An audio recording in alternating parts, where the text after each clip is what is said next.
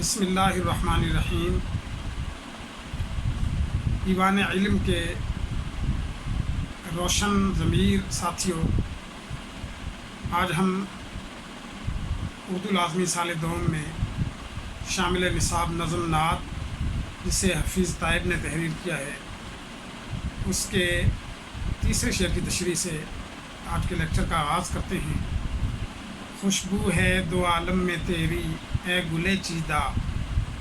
خوشبو ہے دو عالم میں تیری اے گلے چیدہ، کس منہ سے بیاں ہوں تیرے اوصاف حمیدہ، تجھ سا کوئی آیا ہے نہ آئے گا جہاں میں، دیتا ہے گواہی یہی عالم کا جریدہ۔ حفیظ طائب تحریر فرماتے ہیں، شعر نمبر 3 ہے نعت کا، کہ سر بسر مہر و مروت، سر بسر صدق و صفا،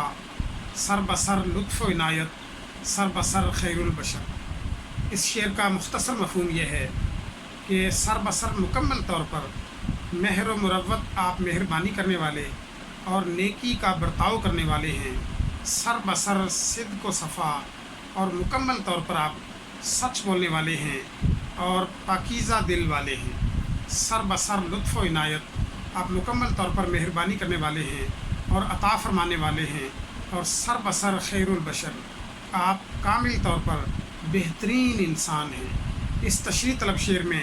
شاعر جو ہے پیارے پیغمبر کی صفات اور کمالات کا تذکرہ کرتے ہوئے کہتا ہے کہ آپ اللہ رب العالمین کی محبوب ہستی ہیں، آپ حبیب کبریا ہیں، آپ فخر دو عالم ہیں، آپ رحمت دو عالم ہیں، آپ تاجدار انبیاء ہیں، آپ سرور کونین ہیں، آپ رحمت دو جہاں ہیں۔ اللہ رب العالمین نے جو مرتبہ و مقام آپ کو بخشا ہے وہ کسی اور کے نصیب میں نہیں آیا۔ بعد از خدا بزرگ توئی قصہ مختصر، خدا کے بعد اگر کوئی بزرگ ہستی ہے اے پیغمبر وہ آپ کی کریمانہ ذات ہے۔ قصہ مختصر بات یہاں ختم ہو جاتی ہے کہ آپ جو ہے کوئی نوری مخلوق ہے یا ناری مخلوق ہے یا آبی مخلوق ہے یا خاکی مخلوق ہے، کل جہان میں اللہ کے بعد بزرگ ترین ہستی اگر کوئی ہے تو پیغمبر وہ آپ کی مبارک ہستی ہے۔ آپ مہر و مروت کے حامل ہیں، مکمل طور پر مہربانی فرمانے والے ہیں اور نیکی کا برتاؤ کرنے والے ہیں، اور یہ مہربانی اور یہ محبت جو ہے اپنے حلقہ اطاعت میں آنے والوں کے لیے نہیں بلکہ خیش و اغیار سب کے لیے ہے، مشرک کافر اور بے دین بھی، اور جمادات نباتات حیوانات بھی، سب آپ کی شفقت سے آپ کی محبت سے فراواں حصہ پاتے ہیں۔ پیارے پیغمبر کی ذات سراسر محبت کرنے والی اور نیکی کا برتاؤ کرنے والی ہے۔ نبی اکرم صلی اللہ علیہ وآلہ وسلم کی بارگاہ میں ایک اونٹ نے بلا کر شکایت کی کہ میرا مالک جو ہے مجھ پر بار برداری کرتا ہے اور میرے چارے اور پانی کا خیال نہیں رکھتا۔ آپ نے اس کو بلا کر جو ہے سرزنش فرمائی کہ بے زبانوں کے معاملے میں اللہ سے ڈرو۔ ایک شخص نے چڑیا کے بچے نکال لیے، چڑیا شور مچانے لگی، فرمایا کہ اس کو واپس جو ہے اس کے بچوں کو اس کی جگہ پر رکھ دو، کسی جاندار کو ایذا مت دو، تکلیف مت دو۔ اسی طریقے سے جو ہے ایک ہرنی کو ایک یہودی نے پکڑ لیا، ہرنی نے شکایت کی کہ میرے ننھے بچے جنگل میں بھوکے ہیں، آپ مجھے جو ہے رہائی دلوا دیجیے۔ آپ نے اس یہودی سے کہا کہ میں اس کی ضمانت دیتا ہوں، یہ بچوں کو دودھ پلا کر واپس آ جائے گی۔ اس نے کہا کہ جنگل کا جانور ہے، یہ کیسے ممکن ہے؟ فرمایا کہ میں محمد اس کی ضمانت دیتا ہوں اور اس کی جگہ میں کھڑا ہوں۔ ہرنی کو رہائی دلوائی تو وہ کلانچیں بھرتی ہوئی، چوکیاں بھرتی ہوئی جنگل میں غائب ہو گئی، اور پھر چشمے فلک نے یہ منظر دیکھا کہ وہ اپنے ننھے بچوں کو جا کر کہنے لگی کہ جلدی جلدی دودھ پی لو کہ فخر دو عالم نے آج مجھے بلایا ہے اور شاید پھر ہماری ملاقات نہ ہو سکے۔ تو ننھے بچوں نے دودھ پینے سے انکار کیا اور عرض کرنے لگے، امی جان ہم بھی جو ہے تاجدار بطحا کی فخر انسانیت کی زیارت کرنا چاہتے ہیں۔ اور وہ جو ہرنی تھی اپنے بچوں سمیت اچھلتی کودتی بھاگتی ہوئی پیارے پیغمبر کے قدموں میں آ گئی اور قدموں کو بوسہ دینے لگی، اور اس کے بچے آپ کے قدموں کو بوسہ دینے لگے۔ یہودی نے یہ روح پرور منظر اپنی آنکھوں سے دیکھا تو ہلکا بگوش اسلام ہوا، اسلام قبول کر لیا۔ اسی طریقے سے جو ہے پیارے پیغمبر ایک راستے سے گزر رہے تھے تو پتھر کے رونے کی آواز آ رہی تھی۔ آپ ٹھہر گئے اور پتھر سے مخاطب ہوئے کہ پتھر تو کیوں رو رہا ہے؟ اس نے عرض کی کہ اللہ کے رسول، جب سے قرآن پاک میں یہ آیات نازل ہوئی ہیں کہ یا ایھا الذین آمنوا قوا انفسکم واہلیکم نارا، کہ ایمان والو اپنے آپ کو اور اپنے اہل و عیال کو جہنم کی آگ سے بچا لو۔ قوا انفسکم واہلیکم نارا، اپنے آپ کو بچاؤ اور اپنے اہل کو جہنم کی آگ سے بچاؤ۔ وقودھا الناس والحجارہ، جس کا ایندھن لوگ اور پتھر ہیں۔ تو پتھر کہنے لگا کہ جب پتھروں کا ذکر قرآن میں آیا تو میں اس وقت سے رو رہا ہوں کہیں میں وہ پتھر تو نہیں کہ اللہ رب العالمین جسے جہنم کا ایندھن بنائیں گے اور جو جہنم کی آگ کو بھڑکائے گا، تو آپ اللہ سے رحمت والی دعا کر دیجئے کہ اللہ رب العالمین جو ہے مجھے ان پتھروں سے الگ کر دے کہ جن کو جہنم کی آگ کا ایندھن بنایا جائے گا۔ آپ نے رحمت والے ہاتھ اٹھا دیے اور دعا فرمائی، پروردگار یہ پتھر تیری محبت میں رویا، یہ پتھر تیرے خوف سے رویا، تو اسے ان پتھروں سے ممتاز کر دے کہ جن کو جہنم کا ایندھن بنایا جائے گا۔ اللہ رب العالمین نے آپ کو بشارت دے دی، آپ نے پتھر کو یہ بشارت دی کہ اللہ نے تجھ کو ان پتھروں سے الگ کر دیا، مستثنیٰ کر دیا تجھے جنہیں جہنم کی آگ میں جلایا جائے گا۔ تو وہ پتھر خاموش ہو گیا، پھر اپنے راستے پر چلے گئے، اور ایک دن دوبارہ اسی راستے سے گزر ہوا، پھر پتھر سے رونے کی آواز آ رہی تھی، پھر رک گئے، پتھر سے مخاطب ہوا کہ اب تم کیوں روتے ہو؟ تو کہنے لگا پہلے میں خوف سے روتا تھا اور اب جو ہے چاہت سے روتا ہوں، خوشی سے روتا ہوں کہ مجھ سے بڑھ کر جو ہے باعث صد نازش، باعث صد افتخار کون ہوگا کہ جس کو جہنم سے آزادی کا پروانہ عطا ہو گیا، اور وہ قیامت تک جو ہے میں یوں ہی روتا رہوں گا۔ تو پیارے پیغمبر جو ہے جمادات کے لیے، نباتات کے لیے، حیوانات کے لیے، سب کے لیے رحمت بن کر مبعوث ہوئے۔ اللہ رب العالمین نے قرآن میں فرمایا وما ارسلناک الا رحمتا للعالمین، اے پیغمبر ہم نے آپ کو کل جہانوں کے لیے رحمت بنا کر مبعوث کیا ہے۔ تو اسی طرح جو ہے کھجور کے جس خشک تنے سے کشت لگا کر آپ مسجد نبوی میں خطبہ ارشاد فرمایا کرتے تھے، جب ممبر رسول کی تعمیر ہو گئی تو آپ جو ہے ممبر پر تشریف لے آئے اور رونق افروز ہو گئے، تو کھجور کے اس خشک تنے سے رونے کی آواز آنے لگی، تو آپ جو ہے اٹھ کر کھڑے ہوئے، اس جو ہے کھجور کے خشک تنے کو سینے سے لگایا اور فراق رسول میں جو رویا اس کو تسلی دی، تشفی دی، ڈھارس بندھائی کہ رو نہیں اور میں تمہیں اپنے ساتھ جنت میں لے کر جاؤں گا۔ اسی طرح جو ہے انسانوں کے ساتھ آپ بھلا سلوک کرنے والے، چاہے وہ بدترین دشمنی کیوں نہ ہوتے، طائف کے بازار میں اوباش لڑکوں نے آپ کو پتھر مارے، سنگ باری کی، چہرہ مبارک لہو لہان ہوا، ایک یہودی کے باغ میں پناہ لی، لیکن رحمت والے ہاتھ اٹھائے کہ پروردگار یہ مجھے نہیں جانتے، لیکن مجھے یقین ہے کہ یہ نہیں تو ان کی اولاد ضرور ہلکا بگوش اسلام ہوگی، اسلام کو قبول کرے گی، تو ان پر اپنی رحمت فرمائے، ان کو ہدایت کی دولت نصیب فرما۔ اسی طریقے سے پیارے پیغمبر جو ہیں وہ اپنے دشمنوں کے لیے بھی دعاؤں کے پھول نشاور کیا کرتے تھے، کریمانہ سلوک کرتے تھے، رحیمانہ برتاؤ کرتے تھے، محبت والا معاملہ فرماتے تھے۔ ایک شخص جو ہے پیارے پیغمبر کی بارگاہ میں آیا اور اس نے آپ کے گلے میں چادر کو ڈال کر اسے زور زور سے رگڑنے لگا، اس بے ادبی پر اکتفا نہ کی بلکہ کہنے لگا کہ محمد میں نے سنا ہے کہ اللہ نے تجھے مال دیا ہے، کچھ مجھے بھی عطا ہو۔ آپ چاہتے تو اس کو جو ہے تادیب سکھاتے، سزا دلواتے، مگر آپ نے اصحاب رسول سے کہا کہ ایک اونٹ پر غلہ اناج لاد کر اس کی نکیل اس شخص کے ہاتھ میں دے دو، اور جب یوں ہی کیا گیا تو وہ رونے لگا اور اپنی جو ہے اس بے ادبی پر، گستاخی پر جو ہے معافی کا طلبگار ہوا کہ میں نے آپ کے اخلاق، کریمانہ اخلاق کے بارے میں جتنا سنا تھا اس سے بڑھ کر آپ کو پایا، آپ مجھے جو ہے اپنے اطاعت شاروں میں شامل کر لیجئے اور اپنے فرما برداروں میں شامل کر لیجئے۔ تو پیارے پیغمبر محبت کا اور نیکی کا برتاؤ کرنے والے، سر بسر صدق و صفا، آپ سچ بولنے والے اور پاکیزہ دل والے تھے۔ زبان مبارک سے کبھی کلمہ تکذیب جو ہے نہیں نکلا، ابھی اعلان نبوت نہیں فرمایا تھا اور بعثت نبوی کا اعلان ابھی نہیں ہوا تھا کہ جزیرۃ العرب میں دو القابات سے مشہور ہو گئے، الصادق والامین، کہ اپنے ہوں یا پرائے سب آپ کو سچا کہتے تھے، سب آپ کو امانت دار کہتے تھے، اور خود پوری زندگی جو ہے یہ عالم رہا کہ کبھی جو ہے مذاق میں بھی آپ نے کلمہ تکذیب، کلمہ بطلان اور جھوٹ کا کلمہ اپنی زبان مبارک سے نہیں نکالا۔ اللہ رب العالمین قرآن میں فرماتے ہیں کہ وما ینطق عن الہویٰ ان هو الا وحی یوحیٰ، کہ پیغمبر اپنی ہوائے نفسانی سے کلام نہیں کرتے بلکہ یہ تو وہی ہے جو آپ کی جانب القاء کی جاتی ہے۔ اور ایک صحابی جو تھے جو وحی مبارک لکھا کرتے تھے، پیارے پیغمبر کے فرمودات کو اور ارشادات عالیہ کو ضبط تحریر میں لایا کرتے تھے، دوسرے صحابی سے کہنے لگے کہ پیارے پیغمبر کبھی کس حالت میں ہوتے ہیں، کبھی غصے میں ہوتے ہیں، کبھی خوش ہوتے اور مسرور اور فرحاں ہوتے ہیں، تم ہر بات ہی پیارے پیغمبر کی لکھ لیتے ہو۔ تو دونوں صحابی پیارے رسول کی بارگاہ میں آئے اور ایک صحابی کہنے لگا اللہ کے رسول یہ شخص ایسے کہتا ہے کہ میں آپ کی ہر بات ہی لکھ لیتا ہوں، کبھی آپ غصے میں ہوتے ہیں، کبھی خوشگوار موڈ مبارک ہوتا ہے، مزاج مبارک ہوتا ہے۔ آپ نے اپنی زبان مبارک پکڑ لی اور فرمایا والذی نفسی بیدہ، قسم ہے اس ذات کی جس کے قبضے میں میری جان ہے، اس زبان سے کلمہ حق کے سوا کبھی کوئی بات نہیں نکلی، تو مجھ پر کیسی ہی کیفیت کیوں نہ ہو، زبان سے ہمیشہ میں سچ کہتا ہوں، حق بات کہتا ہوں۔ اب صادق ہیں، سچ بولنے والے، اور الامین امانت دار ہیں، اور صفائے باطن، آپ نے دل میں کبھی کسی کے لیے کدورت نہیں رکھی، کبھی کسی کے لیے بغض نہیں رکھا، کبھی کسی کے لیے دل تنگ نہیں ہوئے، حتیٰ کہ فتح مکہ کے موقع پر جب جو ہے فاتحانہ شان کے ساتھ 10,000 کے لشکر جرار کے ساتھ آپ مکے میں داخل ہوئے اور اہل مکہ جو ہے آپ کے سامنے بے بسی کی تصویر بنے کھڑے تھے اور تھر تھر کانپ رہے تھے۔ آپ چاہتے تو اپنے دشمنوں میں سے ایک ایک کو چن چن کر ان سے انتقام لیتے، مگر آپ نے ان لوگوں سے دریافت کیا کہ لوگوں جانتے ہو آج میں تم سے کیا سلوک کرنے والا ہوں، تو سب نے کہا کہ ہم آپ کے رحم و کرم پر ہیں، فرمایا جاؤ میں نے تم کو سب کو معاف کیا اور میں آج تم کو وہی کلمات کہتا ہوں جو سیدنا یوسف علیہ السلام نے برادران یوسف سے کہے تھے، لا تثریب علیکم اليوم یغفر اللہ لکم وہو ارحم الراحمین، کہ آج کے دن تم پر کوئی مواخذہ نہیں، کوئی گرفت نہیں، اللہ تمہیں معاف کرے، بے شک وہ سب سے بڑھ کر رحم کرنے والا ہے۔ تو آپ صفائے باطن والے تھے، ظاہری جو ہے صفائی اور باطنی صفائی، زبان کی سچائی اور صدق کے حامل تھے، اور دل کی سچائی اور دل کے صدق کے حامل تھے،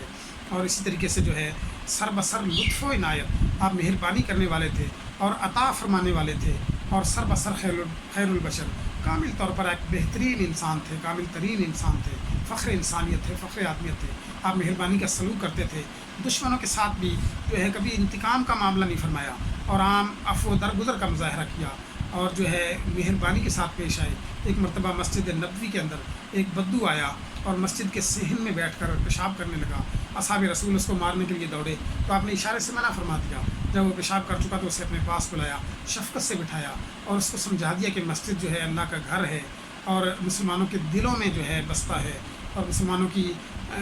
جو ہے غیرت اور اہمیت گوارا نہیں کرتی کہ کوئی مسجد کی بھی حرمتی کرے۔ تم نے آج یہ حرکت کی ہے، مگر آئندہ جو ہے مسلمانوں کے دلوں کو مت دکھانا اور ایسی کوئی حرکت نہ کرنا، جاؤ چلے جاؤ۔ تو اس کو معاف کر دیا۔ تو ایک حکمت اس میں یہ بھی تھی کہ اگر وہ پیشاب کر رہا تھا اسی وقت اس کو پکڑتے یا اس کا تعاقب کرتے تو وہ ظالم مسجد میں جگہ جگہ بھاگتا پھرتا اور مسجد کو جگہ جگہ سے ناپاک کر دیتا۔ تو آپ جو ہے رحمت کا معاملہ فرمانے والے تھے، محبت کا معاملہ فرمانے والے تھے، معافی اور درگزر کا معاملہ فرمانے والے تھے، اور عطا فرمانے والے تھے۔ کوئی سائل آپ کے در پر آ جاتا اور دستے سوال دراز کرتا، کوئی اپنی جو ہے حاجت آپ کے سامنے رکھتا تو آپ اس کو پورا فرماتے، اور کبھی بھی جو ہے کسی بھی سائل کو اپنے در سے خالی ہاتھ نہیں لوٹاتے۔ آپ جو ہے وہ اپنے ہوں یا پرائے سب کے ساتھ کریمانہ سلوک کرنے والے، رحیمانہ سلوک کرنے والے، مشفقانہ سلوک کرنے والے، مربیانہ سلوک کرنے والے تھے۔ شاعر کہتا ہے تم پر میں لاکھ جان سے قربان یا رسول، تم پر میں لاکھ جان سے قربان یا رسول، بر آئیں میرے دل کے بھی ارمان یا رسول، دنیا سے اور کچھ بھی مطلوب نہیں ہے مجھے، لے جاؤں ساتھ اپنے میں ایمان یا رسول۔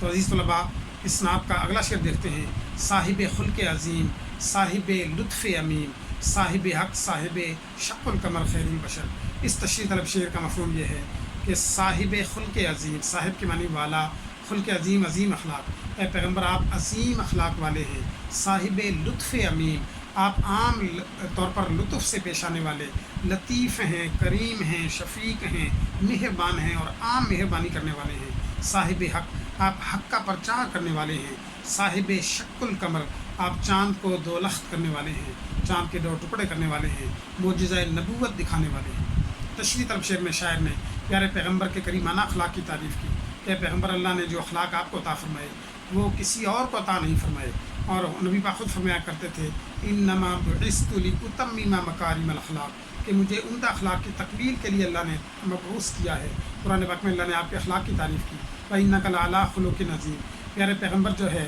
دعوت و تبلیغ کے لیے جب گھر سے نکلتے تو آپ کے راستے میں کانٹے بچھا دیے جاتے، آپ پر سنگ باری کی جاتی، آپ کو دل آزار کلمات کہے جاتے، اور طرح طرح سے آپ کا دل دکھایا جاتا، حالت سجدہ میں اوجڑی آپ کے اوپر ڈال دی جاتی، اوپر سے جو ہے آپ کے ساتھ جو ہے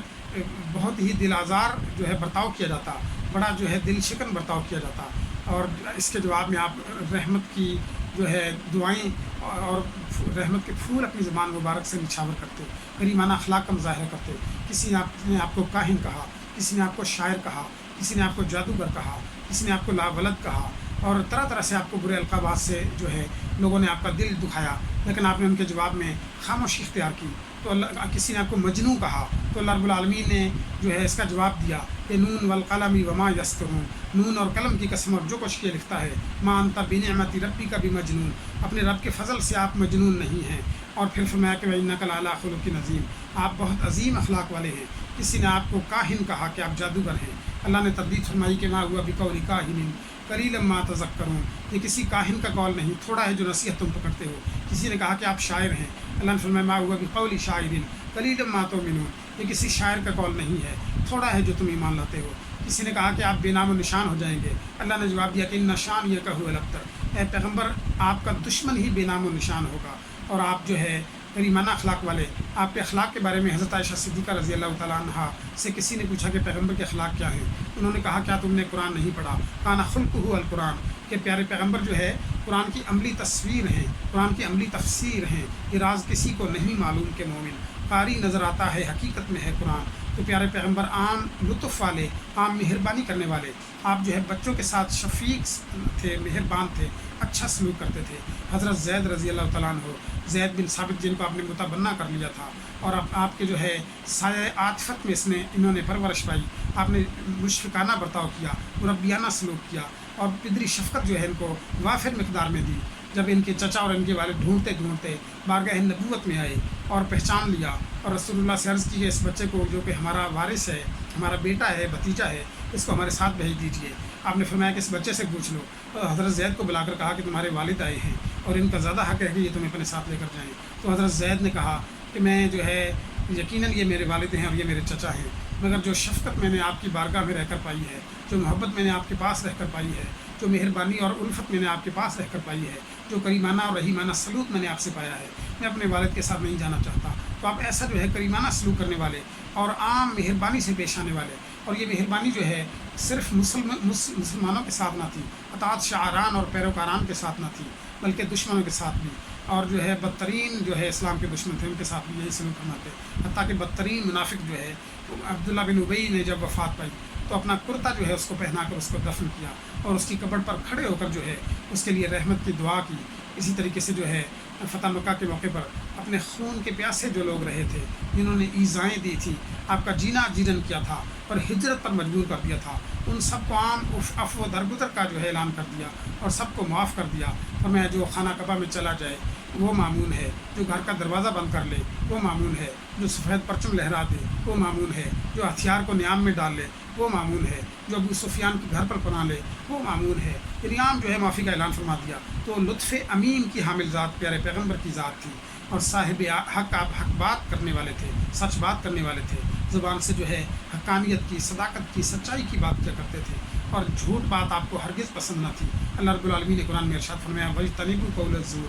کہ جھوٹ کلام سے اجتناب کرو۔ تو پیارے پیغمبر نے قرآن کی اس تعلیم پر عمل کر کے دکھایا، اور تا حیات کبھی جو ہے زبان سے جھوٹی بات نہیں نکلی، کبھی کلمہ تکذیب نہ نکلا۔ یہی وجہ کہ اللہ رب العالمین نے آپ کی جو ہے سچائی کی تعریف کی قرآن میں، فرمایا یاسین والقرآن الحکیم، یاسین اور حکمت بھرے قرآن کی قسم، انک لمن المرسلین، بے شک آپ سچے رسولوں میں سے ہیں، علی صراط مستقیم، سیدھے راستے پر ہیں۔ اور اسی طریقے سے شاعر کہتا ہے صاحب شق القمر، کہ آپ چاند کو ڈولخت کرنے والے ہیں۔ ابو جہل جو ہے ایک مرتبہ 8 نبوت کو آپ کی خدمت میں آیا اور کہنے لگا کہ مجھے کوئی معجزہ دکھائیے، تب میں آپ کو جو ہے نبی تسلیم کروں گا۔ 14ویں کا چاند چمک رہا تھا، اور اس نے کہا کہ چاند کو 2 ٹکڑے کر کے دکھائیے۔ آپ نے اپنی انگشت مبارک سے چاند کو اشارہ کیا تو چاند 2 ٹکڑے ہو گیا، ایک شرق میں ایک ٹکڑا چلا گیا، ایک غرب میں چلا گیا، درمیان میں پہاڑ نظر آنے لگا۔ ابو جہل نے براج لین اور اپنی کھلی آنکھوں سے یہ چاند کو 2 ٹکڑے ہوتے دیکھا تو کہنے لگا میں اس کو نہیں مانتا، اور راستے میں جو قافلے مکے پہنچنے والے ہیں میں ان سے تصدیق کروں گا اور پھر ایمان لاؤں گا۔ اور جب جو ہے 1 مہینے کے بعد تجارتی قافلے مکہ میں پہنچے، ابو جہل نے ان سے دریافت کیا کہ کیا تم نے اس رات کوئی منظر دیکھا؟ تو سب نے تصدیق کی اس بات کی کہ ہم نے جو ہے چاند کو 2 ٹکڑے ہوتے دیکھا، ایک ٹکڑا مشرق اور ایک مغرب میں چلا گیا، درمیان میں پہاڑ نظر آنے لگا۔ اللہ رب العالمین نے پیارے پیغمبر کے اس معجزے کی قرآن میں تصدیق فرما دی کہ وَانشَقَّ الْقَمَرُ، اور چاند 2 لخت ہو گیا، چاند 2 ٹکڑے ہو گیا، چاند کاش کاش ہو گیا، چاند پاش پاش ہو گیا۔ تو یہ پیارے پیغمبر کا معجزہ اعجاز نبوت، بہت سے معجزے اللہ رب العالمین نے آپ کو عطا فرمائے۔ ایک جو ہے شخص کہنے لگا کہ اگر آپ درخت کو حکم دیں کہ وہ چلتا ہوا آپ کے پاس آئے اور پھر چلتا ہوا واپس جائے تب میں آپ پر ایمان لاؤں گا۔ آپ نے درخت کو اشارہ کیا، درخت چلتا ہوا پیارے پیغمبر کریم کے پاس آیا، اور پھر جو ہے آپ نے حکم واپس جانے کا حکم دیا تو وہ واپس چلا گیا۔ اسی طریقے سے جو ہے ایک شخص آپ کی خدمت میں آیا، کہنے لگا میری مٹھی میں کیا ہے، اگر آپ یہ بتا دیں تو تب میں آپ کو پیغمبر مانوں گا۔ آپ نے فرمایا کہ اگر مٹھی میں جو چیز ہے وہ خود اعلان کرے تب۔ اس نے کہا تب تو کیا ہی بات ہے۔ تو کنکریاں تھیں اس کی مٹھی میں، بآواز بلند انہوں نے پیارے پیغمبر کا کلمہ پڑھا۔ وہ شخص جو تھا یہ منظر دیکھ کر بڑا حیران ہوا۔ اس طریقے سے آپ صلی اللہ علیہ وسلم کو اللہ رب العالمین نے فقید المثال معجزے عطا فرمائے، اور جو ہے عدیم النظیر کمالات عطا فرمائے۔ تو شرکت آپ شق القمر، چاند کو 2 ٹکڑے کرنے والے ہیں، خیر البشر ہیں، بہترین انسان ہیں، اور جو ہے شاعر کہتا ہے خوشبو ہے 2 عالم میں تیری، اے گلے چیدہ خوشبو ہے دو عالم میں تیری، اے گل چیدہ اس منہ سے بیاں ہوں تیرے اوصاف حمیدہ، یا تیرے اوصاف کا ایک باب بھی پورا نہ ہوا، ہو گئی زندگیاں ختم اور قلم ٹوٹ گئے۔ آئیے طلباء اگلا شعر دیکھتے ہیں۔ کارزار دہر میں وجہ ظفر وجہ سکون، عرصہ معاشر میں وجہ درگزر خیر البشر۔ اس تشریح طلب شعر میں شاعر کہتا ہے کہ زمانے کے میدان جنگ میں، کارزار جو ہے میدان جنگ کو کہا جاتا ہے، دہر کی معنی ہے زمانہ، اس زمانے کے میدان جنگ میں لغوی معنی ہے، اور یہاں مراد ہے نفسا نفسی کے زمانے میں، کہ جب آپا دھاپی پڑی ہوئی ہے، ہر شخص کو اپنی فکر پڑی ہوئی ہے، ایسے پراشوق زمانے میں وجہ ظفر، اے پیغمبر آپ کی ذات کامیابی کا سبب بن جانے والی، وجہ سکون اور طمانینت اور تسکین کا باعث بن جانے والی آپ کی ذات ہے، اور عرصہ محشر میں حشر کے زمانے میں وجہ درگزر عام معافی کا سبب بن جانے والی آپ کی ذات ہے، خیر البشر بہترین انسان۔ تو اس شعر کا مختصر مفہوم یہ ہے کہ پیغمبر اس نفسا نفسی کے زمانے میں کامیابی کا سبب بننے والی آپ کی ذات ہے، اور تسکین کا باعث بننے والی بھی آپ کی ذات ہے، اور جب حشر کا زمانہ ہوگا اس وقت آپ جو ہے گناہ گاروں کی اور بدکاروں کی عام معافی کا سبب بن جانے والی، شفاعت کرنے والی، اور اللہ سے سفارش کر کے جنت میں بھیجنے والی ہستی ہوں گے۔ آپ خیر البشر ہیں، آپ بہترین انسان ہیں۔ اس تشریح طلب شعر میں پیارے پیغمبر کی عظمت و رفعت کو شاعر نے جو ہے کلمات تحسین کے ساتھ بیان کیا ہے۔ یہ زمانہ جو ہے نفسا نفسی کا زمانہ ہے، یہ پراشوق زمانہ ہے، اور جو ہے رشتے بیگانے ہوئے جاتے ہیں، اور ہر ایک کو اپنی پڑی ہوئی ہے، ایک قیامت کا سا سما ہے، اور جو ہے ایک عجیب کیفیت ہے کہ ہر شخص دوسرے شخص کے خون کا پیاسا ہوا پھرتا ہے۔ ایسے میں اگر کوئی ذات جو ہے جو کامیابی کا سبب بننے والی ہے تو اے پیغمبر وہ آپ کی ذات ہے۔ اللہ رب العالمین نے قرآن میں واضح طور پر ارشاد فرما دیا کہ رسول کی اطاعت میں دو جہان کی کامیابی ہے۔ اطاعت رسول میں جو ہے وہ ہماری نجات مضمر ہے، اور اللہ رب العالمین فرماتے ہیں وَمَن یُطِعِ الرَّسُولَ فَقَدْ اطاع اللَّهَ، جس نے رسول کی اطاعت کی بے شک اس نے اللہ کی اطاعت کی۔ دوسرے مقام پہ فرمایا وَمَن یُطِعِ اللَّهَ وَرَسُولَهُ فَقَدْ فَازَ فَوْزًا عَظِیمًا، کہ جس نے اللہ اور اس کے رسول کی اطاعت کی بے شک وہ بہت بڑی مراد پا گیا۔ تو پیارے پیغمبر کی اطاعت جو ہے وہ دو جہان میں سرخ روئی کا سبب بن جانے والی، دو جہان میں کامیابی کا سبب بن جانے والی۔ علامہ اقبال نے خراج تحسین پیش کیا کہ خیمہ افلاک کا ایستادہ اسی نام سے ہے، خیمہ افلاک کا ایستادہ اسی نام سے ہے، نبض ہستی تپش آمادہ اسی نام سے ہے۔ یہ اسی طرح شعر میں فرماتے ہیں کہ محمد سے وفا تو نے تو ہم تیرے ہیں، یہ جہاں چیز ہے کیا لوح و قلم تیرے ہیں۔ اور اسی طرح تمامیت کا سبب بن جانے والی ذات جو ہے وہ بھی پیغمبر کی ذات ہے۔ صحابہ کرام یہ بیان فرماتے تھے کہ جنگ کا سما ہوتا اور گھمسان کی لڑائی جاری ہوتی، اور دل حلق میں امٹ کر آ رہے ہوتے، اور خوف کا عجیب منظر طاری ہوتا، ایسے میں جو ہے ہم پر جب لرزہ طاری ہوتا، خوف طاری ہوتا، تو ہم رسول اللہ کے پیچھے بنا لیا کرتے تھے۔ آپ ایسے بہادر تھے کہ آپ جو ہے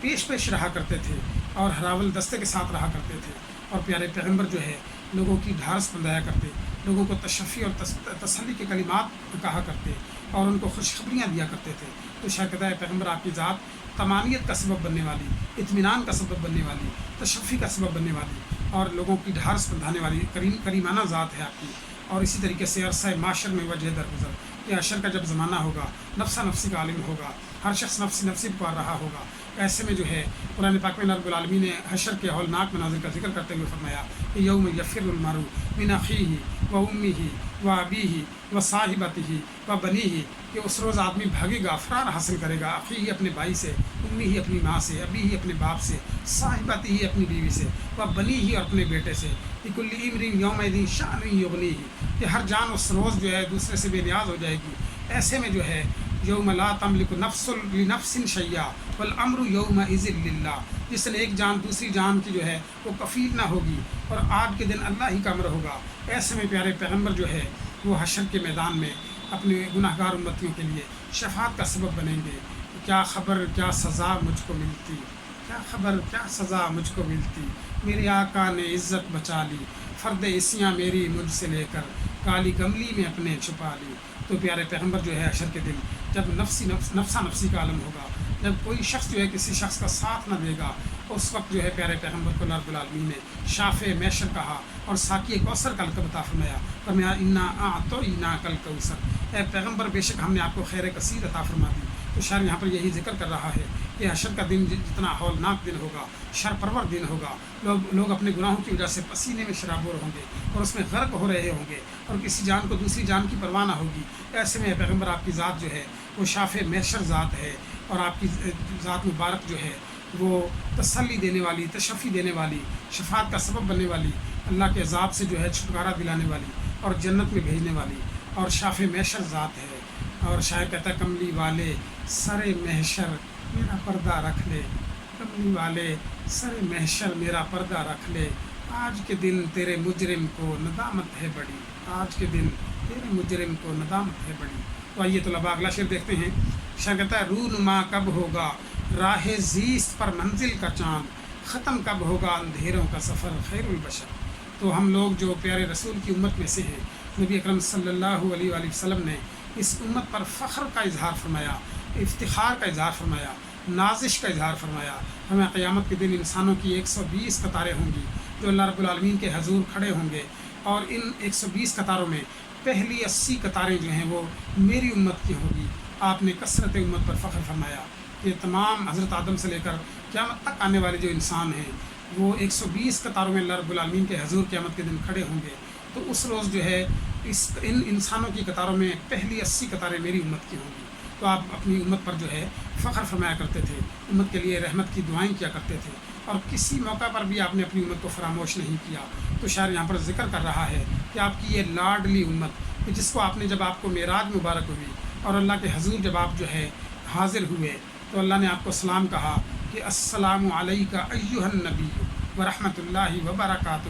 کہ پیغمبر آپ پر اللہ کا سلام ہو، اس کی رحمتیں ہوں، اس کی برکتیں ہوں۔ تو آپ نے اس وقت بھی اپنی امت کو فراموش نہیں کیا اور فوراً کہا کہ السلام علینا وعلی عباد اللہ الصالحین، کہ ہم سب پر اللہ کا سلام ہو اور اللہ کے صالح بندوں پر اللہ کا سلام ہو۔ اور اپنی امت کے لیے جو ہے نمازیں معاف کروائیں اور تخفیف کروا کر 5 نمازوں کا تحفہ لے کر اللہ کے پاس سے آئے۔ تو اس طریقے سے آپ جب وفات پانے لگے اور وصال مبارک کی گھڑیاں قریب آ گئیں تو فرشتہ جو ہے وہ روح قبض کرنے لگا اور گھٹنوں مبارک تک آیا، تو آپ نے فرمایا اسرائیل آہستہ، مجھے تکلیف ہو رہی ہے۔ تو اسرائیل علیہ السلام نے عرض کی کہ اے پیغمبر، خدا کی قسم حضرت آدم سے لے کر آج تک میں نے کروڑہا انسانوں کی روحیں قبض کی، کبھی اتنی رسان سے، کبھی اتنی آہستگی سے، کبھی اتنی نرمی سے میں نے کسی کی روح قبض نہیں کی، اور آپ فرماتے ہیں مجھے تکلیف ہو رہی ہے۔ آپ نے فرمایا تو کہتا ہے کہ میں نرمی سے روح قبض کر رہا ہوں، مگر مجھے یوں محسوس ہوتا ہے جیسے میرے سینے پر احد کا پہاڑ رکھ دیا گیا ہو۔ تو میری امت کے ساتھ کیا سلوک کرے گا موت کے وقت؟ اے اسرائیل یوں کر کہ جتنی تکلیف میرے امتیوں کو تو نے موت کے وقت دینی ہے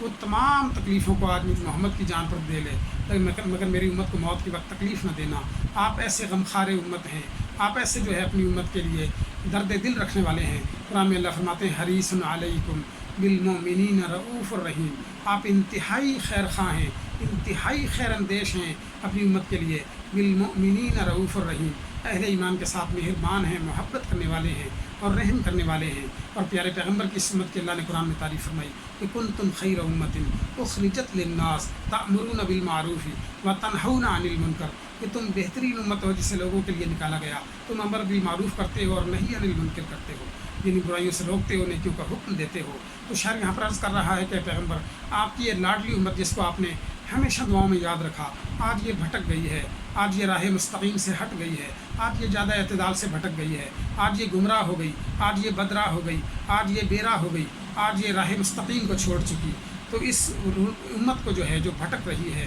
کامیابی کا چاند کب نظر آئے گا اور کب یہ اپنی منزل تک رسائی حاصل کرے گی؟ ختم کب ہوگا اندھیروں کا سفر خیر البشر، یہ اندھیروں کا یہ سفر، گمراہیوں کا یہ سفر، تاریکیوں کا یہ سفر جو ہے کب ختم ہوگا اور کب اس امت کو جو ہے راہ نجات ملے گی اور کب جو ہے یہ امت اپنی منزل کو پائے گی؟ اے خاصۂ خاصان رسل وقت دعا ہے، اے خاصۂ خاصان رسل وقت دعا ہے، امت پہ تیری آ کے عجب وقت پڑا ہے، عالم ہے سو بے عقل ہے، جاہل ہے سو وحشی، منعم سو مغرور، مفلس سو گدا ہے۔ تو شاعر اپنی امت کے لیے پیارے پیغمبر کے حضور جو ہے دست بدعا ہے، پیارے پیغمبر کے حضور جو ہے التجا کر رہا ہے کہ آپ اس لاڈلی امت کے لیے جو ہے دعائے خیر فرمائیے اللہ رب العالمین سے کہ وہ اس امت پر رحم کرے اور اس امت کو جو ہے منزل یاب ہو جائے یہ امت، اور اس امت کا اندھیروں کا، گمراہیوں کا، تاریکیوں کا یہ سفر جو ہے اپنے اختتام تک